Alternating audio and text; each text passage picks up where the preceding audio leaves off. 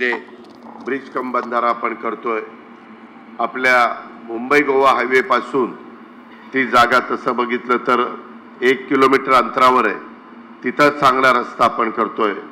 उद्या शाळेच्या ट्रिप आल्यानंतर उद्या जगातले किंवा भारतातले किंवा महाराष्ट्रातले तिथं शंभूप्रेमी आल्यानंतर त्यांनाही तिथं कुठली असुविधा वाटता कामा नये आणि जी सरदेसाईंची प्रॉपर्टी आहे त्याच्यामध्ये त्यांना पण कुठेतरी कुणी सरकार म्हणून आम्ही वाऱ्यावर सोडलंय अशा प्रकारची भावना त्यांच्याही मनामध्ये येता कामा नये अशा पद्धतीने चर्चा करून ह्याच्यात आपल्या शेखर निकमांनी अतिशय महत्त्वाची भूमिका आजपर्यंत बजावलेली आहे आणि पुढेही ह्या कामामध्ये सर्वोपरी मदत करण्याची भूमिका ही त्यांनी स्वीकारलेली आहे।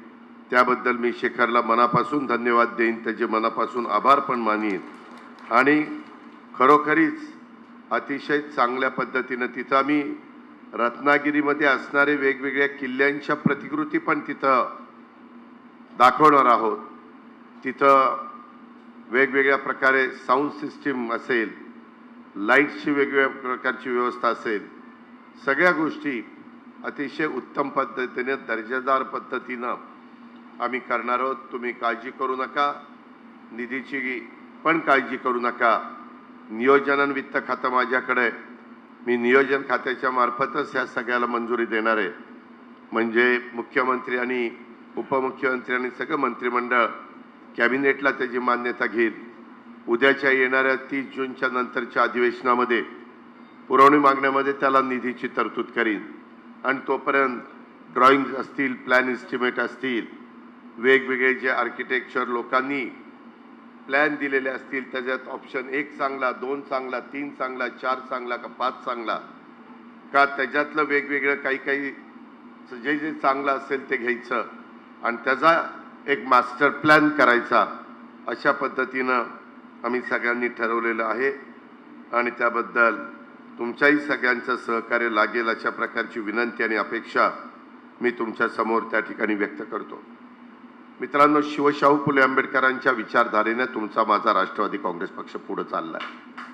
आज आपण जी काही 1 मेला तुमच्या माझ्या महाराष्ट्राला संयुक्त महाराष्ट्राचा मंगल कलश स्वर्गीय यशवंतराव चव्हाण साहेबांनी जो आणला 1960 ला 1 मे, त्यापासून 65 वर्ष पूर्ण होत आहेत आणि काही महत्त्वाचे कार्यक्रम हे राष्ट्रवादी काँग्रेस पक्षाने घेतले। कोकण, मराठवाडा, विदर्भामध्ये नागपूर, अमरावती विभाग, पुणे विभाग असे 8 एकंदरीत विभाग आहेत। ह्या वेगवेगळ्या 8 विभागातनं आपले रथ ते त्या भागातल्या पवित्र ज्या नद्या आहेत त्या भागातल्या त्या नद्यांचं जल, त्या वेगवेगळ्या भागातल्या जे महापुरुष होऊन गेले, जे काही आपले श्रद्धास्थान आहेत त्या ठिकाणची माती असं आपण एकत्र कलेक्ट करणार आहोत आणि त्या सगळ्या महाराष्ट्रातनं सर्व विभागातनं हे जल आणि तिथली पवित्र माती ही आपण मुंबईला आणणार आहोत। 1 मेला आम्ही सगळेजण हुतात्मा चौकामध्ये जाऊन हुतात्मा स्मारक आहे तिथं अभिवादन करणार आहोत, नतमस्तक होणार आहेत आणि नंतर आपला एक मुंबईला महत्त्वाचा कार्यक्रम आहे। अशा पद्धतीनं 2-3 दिवस कार्यक्रम तिथं चालणार आहेत आणि म्हणून त्याची सुरुवात देखील आज सकाळी मी तिथं आल्यानंतर सावर्ड्याला तिथून आपण केली। खूप जणांनी अतिशय उत्साहाने त्याच्यामध्ये सहभागी झालेले होते आणि तिथूनच रथ हा पुढं गेलेला आहे। त्याबद्दल देखील मी कार्यकर्त्यांचं, बाबाजीचं, शेखरचं आणि सगळ्या त्यांच्या टीमचं अभिनंदन करतो आणि 1 मेला बहुतेकांनी मुंबईमध्ये येण्याचं करावं। आपल्या भागातले अनेक लोक मुंबईमध्ये स्थायिक आहेत, आपल्याला यायला काही अडचण असेल तर मुंबईमध्ये जे आपल्या कोकणातले स्थायिक असणारे राष्ट्रवादीच्या विचाराचे सहकारी आहेत त्यांना तुम्ही निरोप द्या, म्हणजे ते तिथल्या तिथं त्यांना हजर राहणं जरा सोयीचं होईल तेवढा प्रयत्न हा माझ्या राष्ट्रवादीच्या कार्यकर्त्यांनी करावा, महिला भगिनींनी कराव्या, युवा युवतींनी करावा, अशा प्रकारची अपेक्षा देखील मी व्यक्त करतो. चव्हाण साहेबांनी सुसंस्कृत राजकारण कसं असतं, महाराष्ट्राला सुसंस्कृतपणा हा राजकीय जीवनामध्ये देखील काम करत असताना आपल्याला त्या रस्त्याने जाता येतं. विरोधक असले तरी त्यांचा सन्मानाची कशी वागणूक द्यायची आणि राज्याच्या सर्वसामान्य जनतेचे विकासाचे प्रश्न सोडवण्याच्या करता पदाचा कसा उपयोग करून घ्यायचा आणि त्याच्यातून राज्य देशात नंबर 1चं राज्य विकासाच्या बाबतीमध्ये कसं त्या ठिकाणी न्यायचं, हे सगळं आपल्याला चव्हाण साहेबांनी शिकवलंय. आणि त्याच्यामुळं अनेकदा आपण जे आपले पोस्टर्स लावतो किंवा आपण आपले फोटो असतात त्याच्यामध्ये प्रकर्षाने शिवशाहू फुले आंबेडकरांचे, पुण्यश्लोक अहिल्यादेवी होळकरांचे, मौलाना आझादांचे, अण्णाभाऊ साठेंचे, त्याच्यामध्ये सावित्रीबाई फुलेंचे, रमाई माताचे,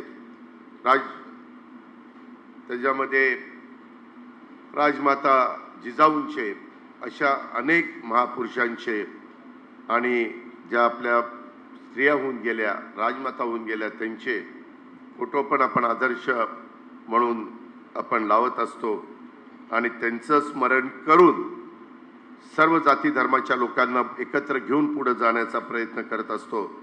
आदरणीय चव्हाण साहेबांच्या विचारांचा, विकास कामांचा, सुसंस्कृत राजकारणाचा वारसा पुढे नेण्याचं काम यापुढच्याही काळामध्ये बाबाजी आपल्याला सगळ्यांना करायचं आहे.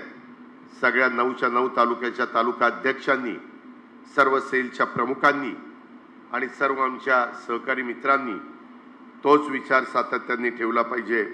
माझ्या राष्ट्रवादी काँग्रेस पक्षाच्या रत्नागिरी शहर आणि रत्नागिरी जिल्हा या पदाधिकारी कार्यकर्त्यांनी पण या संदर्भामध्ये असंच काम करत राहिलं पाहिजे, अशा प्रकारची मी अपेक्षा व्यक्त करतो.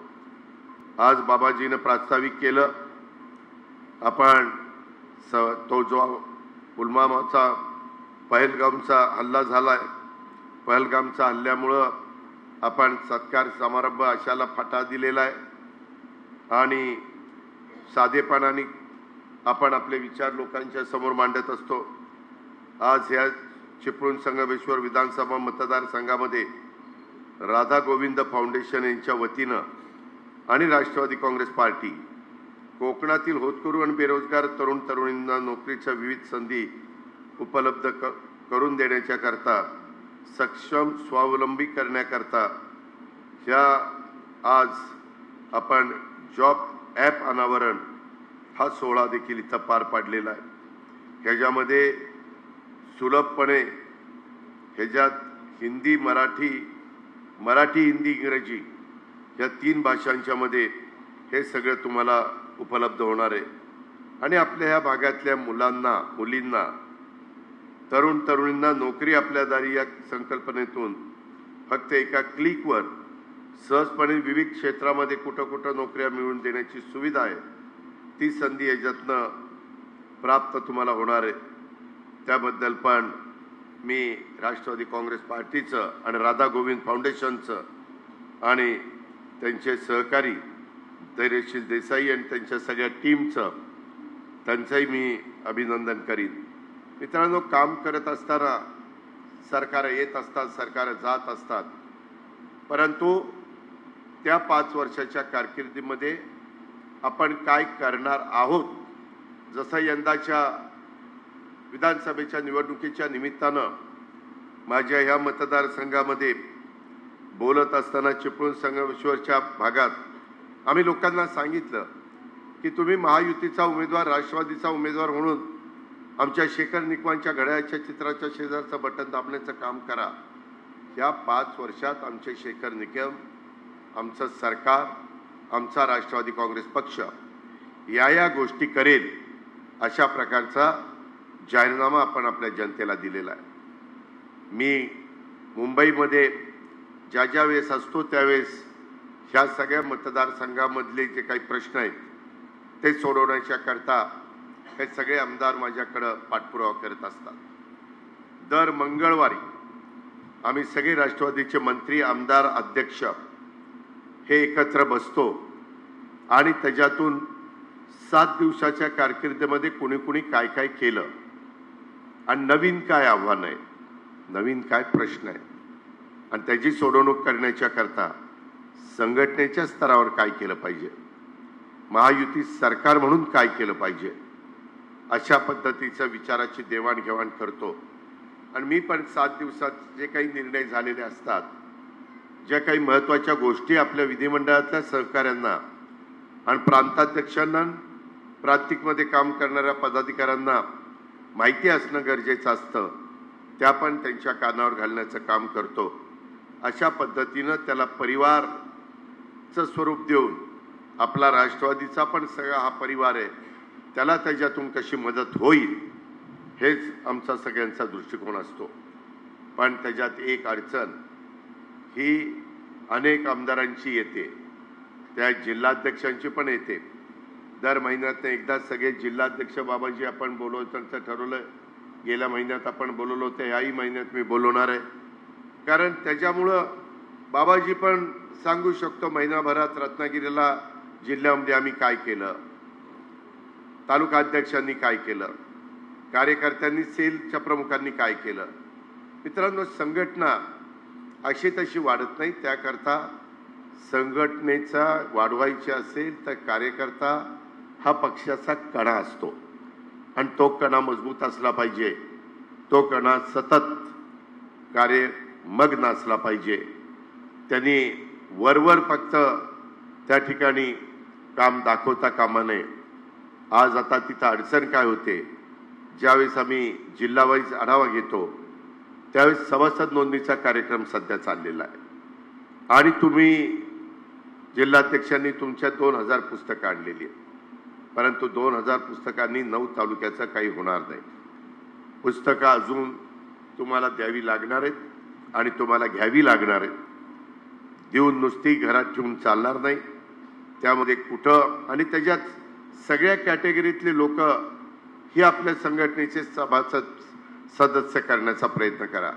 कुणी डॉक्टर असतील, इंजिनियर असतील, वकील असतील, व्यापारी असतील, कुणी बळीराजा शेतकरी असेल, कुणी व्यवसायधारक असेल, कुणी लहान व्यवसायधारक असेल, कुणी रोज दिवसभर काम केल्यानंतर त्याची चूल पेटते, पण त्याला एक संघटना म्हणून आपल्या पक्षाच्या बद्दल आदर, प्रेम, जिव्हाळा, आपुलकी ही असेल तर ह्या आणि त्याच्यामध्ये जातपात, धर्म, भेदभाव हे होता कामा नये.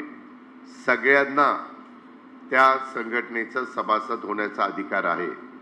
फक्त सभासद होणाऱ्याचं रेकॉर्ड हे चांगलं असलं पाहिजे. त्याच्यावर तडीपारचे गुन्हे नसले पाहिजेत. त्याच्यावर मकोका लावण्याच्या संदर्भातली कारवाई चालू नसली पाहिजे. त्याचं जनमानसामध्ये वागणं, बोलणं, चालणं हे चांगलं असलं पाहिजे. त्याच्यामध्ये सुसंस्कृतपणा दिसला पाहिजे. कुठल्याही माझ्या लाडक्या बहिणीकडं किंवा लाडकी बहीण त्याच्याकडे गेल्यानंतर त्या बहिणीला वाटलं पाहिजे की मी माझ्या भावाकडं, त्या बहिणीपेक्षा लहान जर व्यक्ती असेल तर मी माझ्या भावाकडं काम घेऊन चाललेले, मोठे असेल तर मोठ्या भावाकडे चाललेली असेल, त्याच्यापेक्षा मोठा असेल तर मी माझ्या वडिला समान व्यक्तीकडे माझं काम घेऊन चाललेली आहे. अशा पद्धतीनं आपल्या सगळ्या कार्यकर्त्यांचं वागणं, बोलणं, चालणं असलं पाहिजे. त्यामध्ये उर्मटपणा नसला पाहिजे. त्याच्यामध्ये एक आदराची भावना असली पाहिजे. त्यामध्ये आपली जी वडीलधाऱ्यांनी आपल्याला शिकवलेली शिकवण आहे किंवा आपल्या आई वडिलांनी, आपल्या वडीलधाऱ्यांनी आपल्यावर केलेले संस्कार आहेत, जे महाराष्ट्राचे संस्कार आहेत, जे हिंदवी स्वराज्याचे संस्थापक छत्रपती शिवाजी महाराजांनी जो आदर्श आपल्या सगळ्यांच्या समोर निर्माण केलेला आहे, त्या आदर्शाचं पालन करून त्या रस्त्याने आपण जाण्याचा प्रयत्न केला पाहिजे. निर्व्यसनी राहण्याचा प्रयत्न केला पाहिजे. याही गोष्टीचं एक आठवण माझ्या राष्ट्रवादी काँग्रेस पक्षाच्या रत्नागिरी जिल्ह्यातल्या अनेक आजी माजी पदाधिकाऱ्यांनी, कार्यकर्त्यांनी आणि सहकारी मित्रांनी त्या ठिकाणी ठेवलं पाहिजे. अशा प्रकारची माझी तुम्हाला सगळ्यांना विनंती आहे. तुम्ही एक काम करत असताना प्रत्येकाचा काळ असतो. एक काळ ह्या राज्याचा स्वर्गीय यशवंतराव चव्हाण साहेबांचा होता. त्याच्यानंतरच्या काळामध्ये स्वर्गीय वसंतदादा पाटलांचा काळ होता. वसंतराव नाईक साहेबांचा काळ होता. त्याच्या संदर्भामध्ये आदरणीय पवार साहेबांनी पण त्यांच्या 4 वेळेला राज्याचे मुख्यमंत्रीपद सांभाळत असताना किंवा देशाचे कृषी मंत्री आणि संरक्षण मंत्री म्हणून काम करत असताना त्यांनी पण महाराष्ट्राला योग्य दिशेने पुढे नेण्याचा प्रयत्न त्या ठिकाणी केला. त्याच्यामध्ये विलासराव देशमुख असतील, सुशीलकुमार शिंदे असतील, त्यामध्ये अनेकांची नावं घेता येतील. आणि या सगळ्यांनी आपापल्या पद्धतीनं या राज्याला एक सर्वांगीण विकासाच्या बाबतीमध्ये मदत करण्याची भूमिका घेतली. आता आपल्यावर जबाबदारी आहे. आपण ते काम योग्य पद्धतीने केलं पाहिजे. आपण कुठल्याही परिस्थितीमध्ये अहमपणा, मीपणा, गर्विष्ठपणा असं कुठेही आपल्याला दाखवता कामा नये. आपण अतिशय समंजसपणा दाखवण्याची ही वेळ आहे. ही पण गोष्ट आपण सगळ्यांनी लक्षात घ्या. आणि मगाशी जे काही मला वाटतं बाबाजी बोलत असताना त्यांनी सांगितलं, संगमेश्वर आणि चिपळूण हे 2 मतदारसंघ, 2 तालुके ह्या मतदारसंघातले आपले एकूण 5 मतदार विधानसभा मतदारसंघ, त्याच्यातले काही भाग हा आपल्या रायगड लोकसभा मतदारसंघामध्ये येतो. तिथं आपलं प्रतिनिधित्व प्रांताध्यक्ष तटकरे साहेब करतात. त्यांचं तिथं बारकाईनं लक्ष असतं. परंतु इतर पण जे काही आपले तालुके आहेत तिथं पण अधिकचं मग राजापूर असेल, मग रत्नागिरी प्रॉपर असेल, मग त्याच्यामध्ये गुहागर असेल, अशा वेगवेगळ्या पद्धतीनं लांजा असेल, तिथंही आपलं उत्तम पद्धतीचं काम होण्याच्या करता तिथल्या तालुका अध्यक्षांनी, तिथल्या सेलच्या सगळ्या प्रमुखांनी हे काम केलं पाहिजे. कारण आम्हाला विधानसभेच्या निवडणुकीच्या निमित्तानं किंवा खासदारांना लोकसभेच्या निवडणुकीच्या निमित्तानं पदं मिळालेली आहे, संधी मिळालेली आहे. परंतु आमच्याकरता झटणाऱ्या कार्यकर्त्याला पण संधी मिळाली पाहिजे. ती केव्हा मिळेल? ती स्थानिक स्वराज्य संस्थांना मिळेल. त्याच्यामध्ये जिल्हा परिषद, तालुका पंचायत, नगरपंचायत, नगरपालिका, काही भागामध्ये महानगरपालिका आहेत. आपल्या इथं नाही महानगरपालिका, परंतु इतर जिल्ह्यांच्या मध्ये आहे. या सगळ्याला संधी आपल्याला देता येते. सत्तेचं विकेंद्रीकरण करण्याच्या करता स्वर्गीय यशवंतराव चव्हाण साहेबांनी 62 साली जिल्हा परिषद, तालुका पंचायत अस्तित्वात आणली. मात्र दुर्दैवाने 3 वर्ष झाले आमच्या कार्यकर्त्याला त्या निवडणुका न लागल्यामुळं नवीन कार्यकर्त्याला वाटतं की मी कुठंतरी तालुका पंचायतीचं सदस्य व्हावं, मी जिल्हा परिषदेचं प्रतिनिधित्व करावं, मला त्याच्यातून पक्षांनी सभापती, उपसभापती, जिल्हा परिषदेचा अध्यक्ष, उपाध्यक्ष, विषय समितीचा सभापती किंवा सभागृह नेता अशा पद्धतीची पदं त्या ठिकाणी मिळावी. आणि म्हणून आपण जरी आज महायुतीमध्ये असलो तरी प्रत्येकाला आपापला पक्ष, संघटना मजबूत करण्याचा अधिकार आहे. मागेही तुम्हाला आठवत असेल, आघाडीची मध्ये आपण 15 वर्ष काँग्रेस बरोबर काम करत असताना लोकसभा, विधानसभा आपण एकत्र लढवायचो. पण बाकीच्या निवडणुका मग सहकारातल्या असतील, मार्केट कमिटीच्या असतील किंवा इतर मी आता उल्लेख केला त्या असतील, त्या निवडणुका तिथलं जिल्ह्याचे नेतेगण ठरवायचे की काय केलं पाहिजे. तशा पद्धतीनं आपण पण मुभा देणार आहोत. सुप्रीम कोर्टात मॅटर आहे, त्यामध्ये गैरसमज करून घेऊ नका. पहिल्यांदा तुमचा की हेच राज्यकर्ते मुद्दाम निवडणूक लावत नाही. आपण त्याकरता निवडणूक आयोग नेमलेला आहे राज्याचा, त्यांना त्या निवडणुका लावायच्या असतात. पण सुप्रीम कोर्टात एक मॅटर गेली, ज्यावेळेस उद्धव ठाकरे साहेब मुख्यमंत्री असताना निवडणुका लागल्या होत्या. कारण 2022 साल होतं आणि 17 ते 22 5 वर्ष संपली होती. पण त्यावेळेस SC, ST आणि सर्वसाधारण या पुरुषांना, स्त्रियांना प्रतिनिधित्व मिळत होतं. OBC घटक एवढा मोठा आहे, त्यांना प्रतिनिधित्व त्याच्यामध्ये मिळत नव्हतं. त्याच्यामध्ये त्या महिलांनाही प्रतिनिधित्व मिळत नव्हतं आणि पुरुषांनाही प्रतिनिधित्व मिळत नव्हतं. हे अन्यायकारक होतं.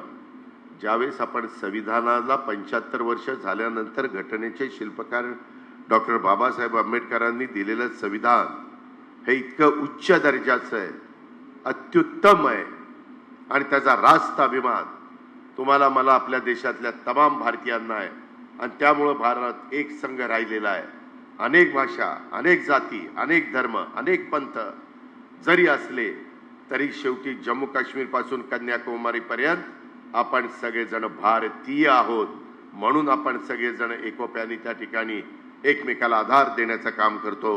त्याचं एकमेव कारण ते घटनेचे शिल्पकार डॉक्टर बाबासाहेब आंबेडकरांचं संविधान आहे आणि म्हणून त्या संविधानाच्याही आम्ही यावेळेस लोकसभेमध्ये मोदी साहेबांनी आणि राज्यसभेमध्ये आणि लोकसभेमध्ये आणि आपल्या विधानसभेमध्ये आणि विधान परिषदेमध्ये आम्ही महाराष्ट्राच्या सगळ्या सहकाऱ्यांनी त्याच्याबद्दलची चर्चा ठेवलेली होती. त्याच्याबद्दलचे विचार ह्या नवीन पिढीला पण समजले पाहिजेत ते सांगण्याचा प्रयत्न आम्ही लोकांनी त्या बाबतीमध्ये केलेला आहे.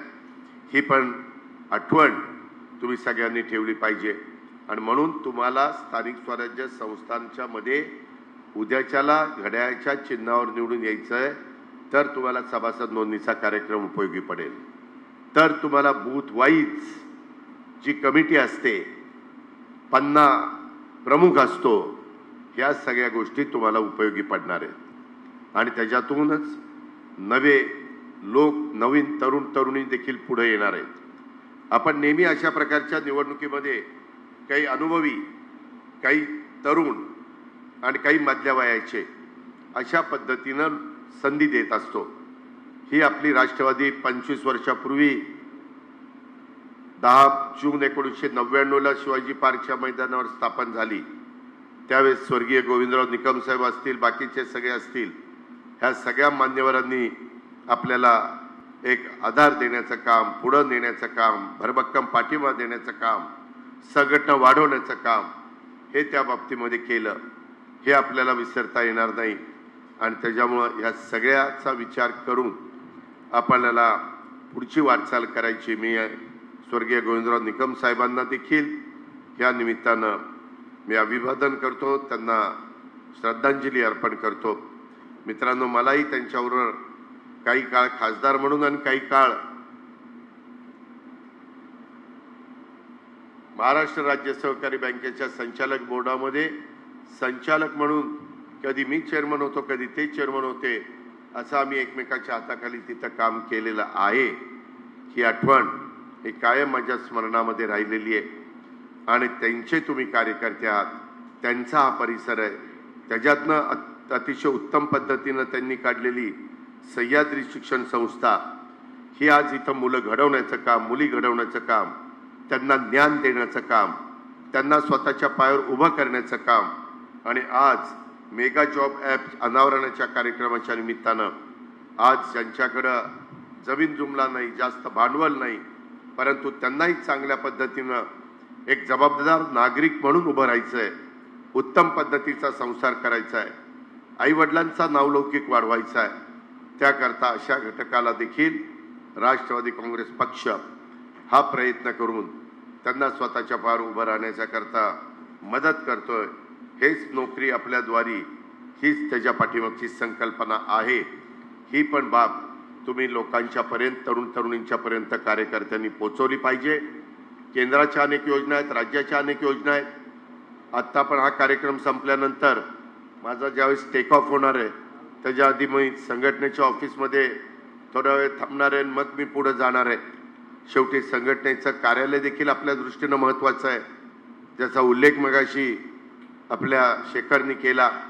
त्याही बाबतीमध्ये बाबाजी, तुम्ही रत्नागिरी जिल्हा मध्यवर्ती सहकारी बँकेमध्ये एक प्रमुख पदाधिकारी म्हणून काम करताय, संघटनेचे अध्यक्ष म्हणून काम करताय. आपल्या एवढ्या नक्कीच ओळखी आहेत की आपल्याकडं रत्नागिरी असेल किंवा इतर तालुक्याची ठिकाणं असतील, तिथं कार्यालय उघडण्याच्या दृष्टिकोनातनं आपल्याला निश्चितपणे यश मिळू शकतं प्रयत्न केला तर. आणि त्या बाबतीमध्ये आर्थिक काही मदत पाहिजे असेल तर तुम्ही संघटनेला सांगा, मला सांगा. त्याच्यातनं मार्ग काढण्याचं काम आपण करू. पण कुठंतरी कार्यकर्त्याला बसण्याच्या करता, चर्चा करण्याच्या करता, विचाराची देवाणघेवाण करण्याच्या करता, त्या भागातल्या लोकांना अडचणी प्रश्न सोडवण्याच्या करता एक व्यासपीठ असण्याकरता ह्या सगळ्या गोष्टीचा गरज असते. ह्याची पण जाणीव आपण सगळ्यांनी या निमित्तानं ठेवली पाहिजे अशी माझी आपल्याला विनंती आहे. आम्ही रत्नागिरीला आपल्याकडे खर्च बघितलं तर इथून मुंबईला जायला 4.5 तास लागतात. खरं आपण कोकणात असलो तरी अशा ठिकाणी आहे की आपला विमानतळ पण रत्नागिरीचा अजून पाहिजे असा सुरू झालेला नाही आहे. यंदाच्या अर्थसंकल्पामध्ये आपल्या प्रत्येक जिल्ह्यामध्ये एक विमानतळ चांगल्या प्रकारे असावा असा आमचा प्रयत्न आहे. तिथं नाईट लँडिंग असावं असाही आमचा प्रयत्न आहे. रत्नागिरी विमानतळाच्या विकासासाठी 147 कोटी रुपयाची तरतूद आपण केलेली आहे. आपल्या जिल्ह्यामध्ये आरोग्याच्या करता 100 खाटांचा संदर्भ सेवा रुग्णालय उभारण्याचा निर्णय देखील मी त्या ठिकाणी जाहीर केलेला आहे. आपल्या ह्या जिल्ह्यामध्ये एवढी वेगवेगळी फळं आहेत की अक्षरशः ते इतरांना ती फळं भुरळ पाडतात किंवा आवडतात. त्या फळांच्या मोहात बरेच जण त्या ठिकाणी पडतात. त्याच्यात आपला रत्नागिरीचा हापूस आंबा अल्फान्सो हा तर जगामध्ये राजा म्हणून त्या ठिकाणी फळांचा राजा म्हणून ओळखला जातो आपल्या भारतात, महाराष्ट्रामध्ये. त्यामुळे रत्नागिरीच्या पर्यटन विकासाच्या करता आणि फळ विक्रीला, फळ प्रक्रिया उद्योगाला त्या ठिकाणी बळ देण्याच्या करता मी निधी कमी पडून द्यायचं नाही असं ठरवलेलं आहे. आणि हे पण तुम्ही भागाभागामध्ये जाऊन सांगितलं पाहिजे की राष्ट्रवादी काँग्रेस पक्षाची भूमिका आहे. त्याच्यामध्ये संगमेश्वर येथे छत्रपती शिवाजी महाराजांचं त्या ठिकाणी भव्य असं स्मारक हे आपण करतोय. त्याचा उल्लेख मी सुरुवातीलाच आपल्यासमोर केला. इथे येण्यापूर्वीच मी या स्मारकाच्या जागेची पाहणी केली आणि शेखरचा तर सतत पाठपुरावा त्या बाबतीमध्ये आहेच.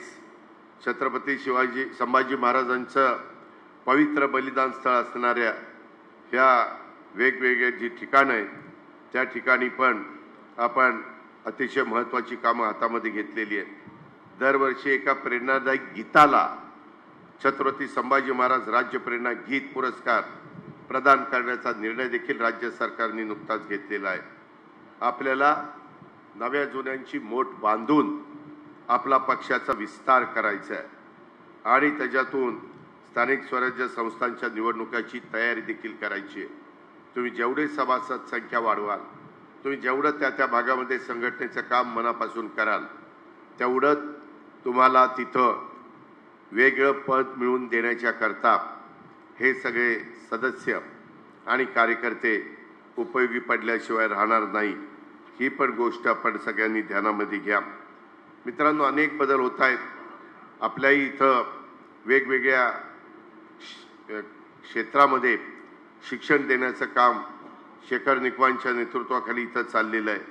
आता ह्या सगळ्या क्षेत्रामध्ये AIचा वापर, आर्टिफिशियल इंटेलिजन्स ह्याचा वापर होतोय आणि आजच्या वेगवान तंत्रज्ञानाच्या युगामध्ये आपल्याला कृत्रिम बुद्धिमत्तेचा वापर केल्याशिवाय आपल्याला तरणोपाय राहिलेला नाहीये. आणि त्याच्यामध्ये शेती आधुनिकीकरण करणं ही आता काळाची गरज आहे. त्याच्यात AIचा वापर करण्याकरता यंदाच्या वर्षी 500 कोटी रुपयाची तरतूद आम्ही अर्थसंकल्पामध्ये केलेली आहे. आपल्याला उत्पादकता वाढवायची, आपल्याला खर्च कमी करायचा, आपल्याला पाण्याची बचत करायची, आपल्याला खताची बचत करायची, आपल्याला कमीत कमी पेस्टिसाइड कशी वापरायची हाही प्रयत्न त्या ठिकाणी करायचा. जगाच्या बाजारपेठेमध्ये स्पर्धेच्या युगामध्ये आपल्याला सगळ्यांना टिकून राहायचंय. त्याकरता तुम्हाला मला वैज्ञानिक दृष्टिकोन स्वीकारावा लागणार आहे.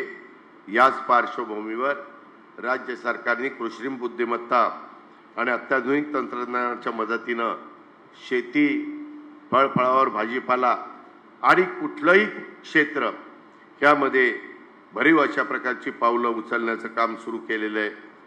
याही गोष्टीचं आणि हे जे केलंय हे अनेक ठिकाणी सिद्ध झालंय.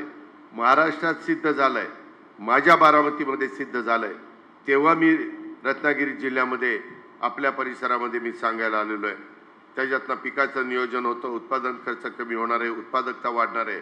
शाश्वत बाजारपेठ आम्ही तुम्हाला मिळवून देणार आहे आणि ह्याच्यात आम्ही कृषी क्षेत्रात राज्य सरकारचं ॲग्री हॅकॅथॉन हे नवीन पाऊल हे पण आम्ही उचलतोय। ही पण बाब तुम्ही सगळ्यांनी लक्षामध्ये ठेवा। राज्याचं हित आणि सर्वसामान्यांचं कल्याण हा राष्ट्रवादी काँग्रेस पक्षाचा खऱ्या अर्थाने पुढची वाटचाल आहे आणि हे करत असताना तुम्ही सर्वजण आपापल्या गावात आपापल्या वाडी वस्तीवर काम केलं पाहिजे।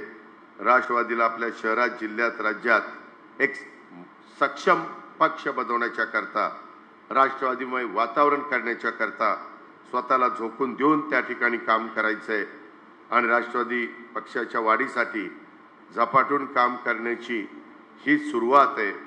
त्याकरता पक्ष संघटना वाढवण्याच्या करता जिल्हाध्यक्षांच्या सहित आमदारांच्या सहित सगळ्यांनी मंत्र्यांच्या सहित प्रयत्न करण्याची गरज आहे। अशा प्रकारची विनंती मी आपल्याला करेन। राज्यातल्या प्रत्येक गावात चौकात नाक्यावर पक्षाचा बोर्ड अथवा पक्षाचा झेंडा लागेल। प्रत्येक गावात किंवा आळीत गल्लीत पक्षाचा नवीन सक्रिय कार्यकर्ता तयार होईल। यासाठी आपल्याला सगळ्यांना काम करायचं आहे। आपल्या गावात शहरात तालुक्यात जिल्ह्यात महत्त्वाचं म्हणजे स्वतःच्या घरात भावकीत पक्ष वाढवण्याचा आणि पक्षाचा पुरोगामी विचार पोचवण्याचा प्रयत्न हा आपल्याला सगळ्यांना त्या ठिकाणी करायचा। एक एक करत घरातल्या दारातल्या कुटुंबातल्या गावातल्या सर्वांना बरोबर घेऊन आपल्याला पक्ष हा वाढवायचा आहे। त्यासाठी आपण सभासद नोंदणीचा कार्यक्रम हातामध्ये घ्या। आम्ही ज्या गोष्टी तुमच्या सगळ्यांच्या करता करतोय त्या तुम्ही लोकांच्या लक्षामध्ये आणून देण्याचं काम त्या बाबतीमध्ये करा। अशा प्रकारची माझी तुम्हाला सगळ्यांना आग्रहाची विनंती आणि सूचना राहणार आहे। आज हे सगळं करत असताना इतर पण अनेक गोष्टी आहेत, परंतु आजच मी आपला सगळ्यांचा वेळ घेत नाही।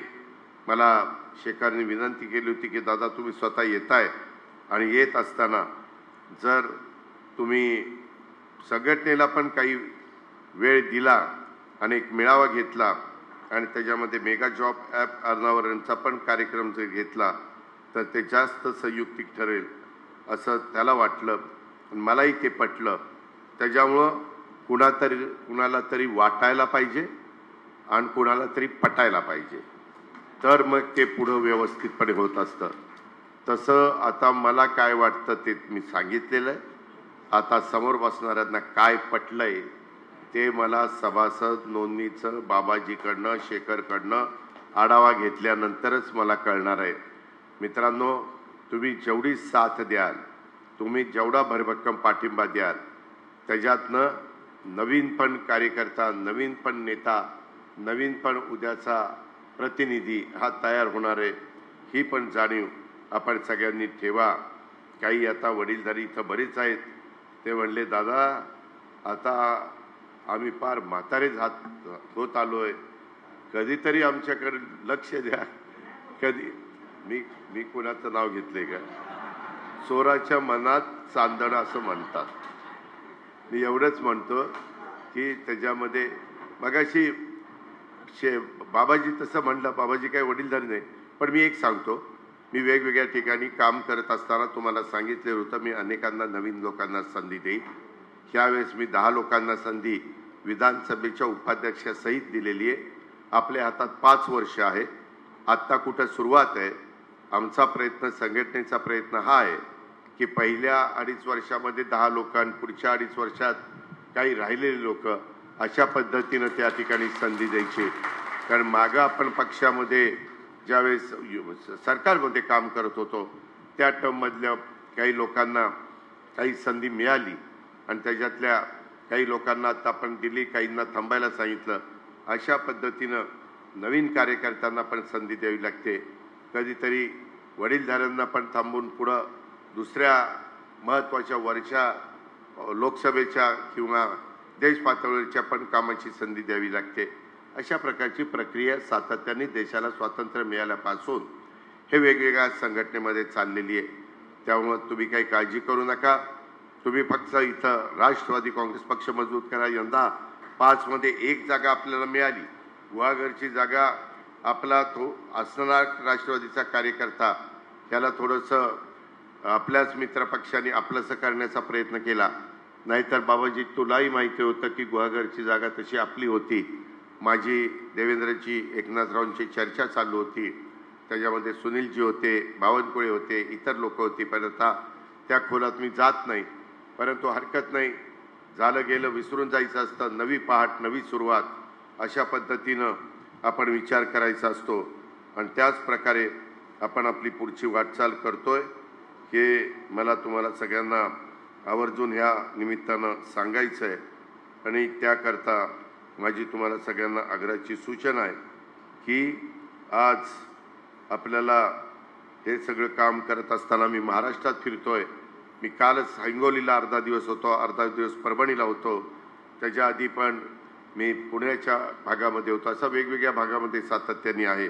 आज तुमच्या भागामध्ये मी सगळ्यांना सांगतो की बाबांनो, हा मी अर्थसंकल्प 11व्यांदा महाराष्ट्राला देत असताना मी सर्व घटकांना त्याच्यामध्ये न्याय देण्याचा प्रयत्न केलेला आहे. आणि म्हणून मी राज्याच्या जनतेला सांगत असतो, महाराष्ट्र आता थांबणार नाही, विकास आता लांबणार नाही, अशा प्रकारचा संदेश घेऊन मी अर्थसंकल्पाच्या माध्यमातून राज्यातल्या जनतेला एक दिशा देण्याचं काम केलेलं आहे. मला माझ्या लाडक्या बहिणींना सांगायचं आहे, मधून अधून आमचे विरोधक कारण नसताना अशी चर्चा करतात की लाडक्या बहिणींचे पैसे आता थांबवणार आहेत, आता त्यांची गरज संपलेली आहे, गरज सरो वैद्य मरो अशा प्रकारे ते करतील. मी तसं करणार नाही. राष्ट्रवादी काँग्रेस पक्षाची ती भूमिका नाही, महायुतीच्या सरकारची ती भूमिका नाही, मुख्यमंत्र्यांची देवेंद्रजींची किंवा एकनाथरावांची ती भूमिका नाही. हा आम्ही तुम्हाला दिलेली भाऊबीज आहे, आम्ही तुम्हाला दिलेली रक्षाबंधनाची त्या ठिकाणी भेट आहे आणि त्याच्यामुळं ही तुम्हाला माझ्या लाडक्या बहिणींना चालूच राहणार आहे. फक्त ज्या माझ्या लाडक्या बहिणींचं उत्पन्न 2.5 लाखाच्या आतमध्ये आहे अशांच्या करता ती योजना आहे. आणि तुम्हाला एक योजनेचा लाभ घेत असेल तर दुसऱ्या योजनेचा लाभ घेता येणार नाही. जर कोण संजय गांधी निराधारचा लाभ घेत असेल तर त्यांनी ठरवावं की मी संजय गांधी निराधारचा लाभ घ्यायचा का मी लाडक्या बहिणीचा लाभ घ्यायचा. तो सर्वस्वी अधिकार हा आमच्या लाडक्या बहिणींना आम्ही दिलेला आहे. मी कधी कधी त्या ठिकाणी स्पष्ट सांगण्याचा प्रयत्न करतो, त्याच्यातनं गैरसमज निर्माण करण्याचं काम केलं जातं. परवामध्ये असंच पुण्याच्या सभेमध्ये मी बोलत होतो की राज्याला आम्ही 1 रुपयात पीक विमा योजना दिली, चांगल्या हेतूने दिली, चांगल्या भावनेने दिली, चांगल्या उद्देशाने दिली. कारण मी पण एक शेतकरी आहे. शेवटी तुम्ही आम्ही शेतकरी ही तुमची माझी जात आहे, त्याशिवाय आपल्याला पर्याय नाही. पण त्यामध्ये काही जणांनी त्याच्यात गायरानाच्या जमिनी, देवस्थानच्या जमिनी, ज्या जमिनीवर त्यांचा कुठलाही हक्क नाही अशा जमिनी दाखवल्या आणि त्याच्यातनं 1 रुपया पीक विमा योजनेचा गैरफायदा घेण्याचा प्रयत्न केला. काहींनी आपल्याला चुना लावला असं मी बोललो. तर असं दाखवलं की दादा सगळ्या शेतकऱ्यांना म्हणले शेतकऱ्यांनी आम्हाला चुना लावला. आता मी कसं म्हणेन, मी शेतकरी आहे. पण हे जे काही असं दाखवलं जातं हे एकदम चुकीचं आहे. ज्यांनी चुका केल्या त्यांनी शेवटी हा जनतेचा पैसा आहे, हा व्यवस्थितपणे त्याचा विनियोग झाला पाहिजे. आणि आपण चांगल्या दृष्टीनं योजना आणतो, चांगला आपली कल्पना असते, चांगलं आपलं व्हिजन असतं, पण त्याच्यातून काही विकृती, काही चुकीच्या काम करणाऱ्या प्रवृत्ती हे त्याला गालबोट लावण्याचा प्रयत्न करतात. आणि ते माझ्या लोकांच्या समोर सांगण्याचा प्रयत्न मी चांगल्या भावनेने करत असताना त्याला वेगळं वळण देण्याचा प्रयत्न काही महाभाग करत असतात, असा मला अनुभव आलेला आहे. ह्याची नोंद माझ्या कार्यकर्त्यांनी घ्यावी अशी माझी विनंती आहे. पुन्हा एकदा मी आपल्या सगळ्यांचं मनापासून स्वागत करतो. आणि आत्ता मी जी काही भूमिका मांडली त्याच्याबद्दल आपण सगळ्यांनी मला साथ द्यावी, आपण सगळ्यांनी कामाला लागावं अशा प्रकारची विनंती करतो. त्याच्यातनं आपल्या जिल्ह्यामध्ये शेखर निकमचं त्या बाबतीतलं नेतृत्व आपण बळकट करावं, बाबाजीला पण जिल्हाध्यक्ष या नात्याने मनापासून सहकार्य करावं हीच अपेक्षा व्यक्त करतो. आणि आपल्या सगळ्यांची रजा घेतो. जय हिंद, जय महाराष्ट्र, जय राष्ट्रवादी.